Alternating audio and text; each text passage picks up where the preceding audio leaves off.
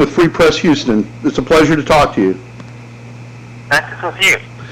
So, a lot of things to talk about this movie. It just hits you going 100 miles an hour.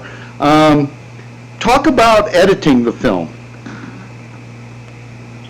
Well, I mean, the interesting thing with this one is that we did some editing before we even started, because we had the songs all locked down. Those were written into the script and they were cleared before we started shooting. And so, and we had storyboards. So we actually spent quite a long time before we shot the end of the movie editing these sequences with storyboards and animation. And then, you eventually start rehearsing with the actors, and then you start doing the film for real. So, there's an interesting thing where our editor was actually still working on the movie before we started filming. Some of those setups must be incredible, and I know that you do meticulous storyboards and production boards because there's so many shots involved. Was there any one sequence that was just overwhelming in the amount of setups and the duration of time it took? Well, they're all tricky. I mean, all of the action set pieces in the movie are difficult in their own right. I mean, so there's probably like 5 big set pieces in the movie, and I would say any time the cars come into it, it's very complicated, because just the precision of it and the timing and the safety aspect, means that everything has to be very well worked out, everything has to be safe. And, especially when you're also then putting the actors into the situation, like in a lot of times, the actors are, driving on the actual road themselves, so the entire thing becomes a real ballet of just teamwork between different partners. I'd say, like, sometimes in terms of things becoming overwhelming, it becomes where it lands in the shoot and how exhausted people are. And I think there was a point with the movie where, like, maybe we were shooting the finale during the middle of the schedule, and that was for various kind of safety reasons. But, things like that when you're kind of going from day to night, day again, is punishing,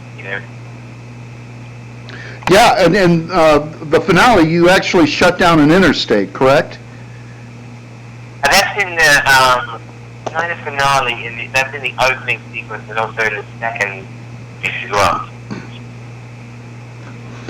There's a couple of songs that you use, and it was just brilliant. I've never heard anybody use "Hocus Pocus" by the group Focus in a film, and not just to use the song, but to actually incorporate the gunfire into the syncopation of the drumming. And why choose that song? I think, with a lot of the key songs in the movie, the action set pieces, I would literally, have the ideas for the movie based on the songs. So some of those songs you mentioned, like Hocus Pocus, or Bell Bottoms, or Neat, Neat, Neat by the Damned, or the Queen song, I would listen to the songs and imagine the scene. So with Hocus Pocus by Focus, I always wanted to use that song, and I love the idea of it kind of starting and stopping, when the guitar kick in, he's running, and then there's like a sort of a little breakdown where there's yodeling, and then that's when the character sort of stops and hides behind a tree. And then the guitar kick in again and it starts running again. And then later on it's like when sort of like gunfire at the time of the track. There's all sort of design like that, but that, to be honest, was like the sort of the whole idea of the sequence, and all of that stuff is like pre-planned, so the actors have rehearsed that and know what they're doing, but when it all comes together and it edits together great, and that it really works, it's like putting the gunfire in time with the music. It's just like, it's exactly what I intended to do with the movie. It sort of becomes almost like a sort of like a pop opera at that Well, and also the Queen song, it's "Keep Yourself Alive," right? Yes, it's Life and Rock. Because at that point, I mean, you only get a quick glimpse of it on his iPod, but also it seemed like the song itself was being portrayed by the car engine. No, that's not true. You hear it on the iPod briefly, and then you hear it again in full later, but it's not Keep Yourself Alive, it's Life and Rock. Oh, got it. Okay, got it. But you do hear it twice. You hear it on the iPod, and then you hear it the whole of the night. But I just incorporating, you've done that in previous films, right, where you incorporated songs into the actual physical action, I think, like in Shaun of the Dead? Yeah, but you're right to say, yeah, absolutely, and also you're right to say that when you hear the Queen song in the finale, we did kind of like mix like car engine sounds into the song. So you're sort of hearing, and we did it, this is very specific, but it's true, but in the mix, we tuned the car noises so they would be in the same key as the song. I know that sounds insane, but that's exactly what we did. And when there's that scene at the end, Charger, and you can hear these roaring sort of engine sounds, they're all like timed in so they kind of go in the same key as the song itself. What is it like on the set when you're directing two actors that have won Academy Awards? It's amazing, and in fact, anytime there's a two-shot with Jamie and Kevin, I would whisper to my DP, an Oscar shot. There's also a third Oscar winner in the film, actually. Not for acting, but Paul Williams is an Oscar winner for, the best original song. But it's amazing. I mean, Jamie and Kevin, have them in the same scene together, it's always like a treat, and they're such incredible, charismatic presences on screen. So to have them saying my dialogue was just like a treat. And you mentioned your DP, Bill Pope, of course, who shot the Matrix films, and you guys have worked together before. He must bring a lot to the table when you guys are planning and executing the shots.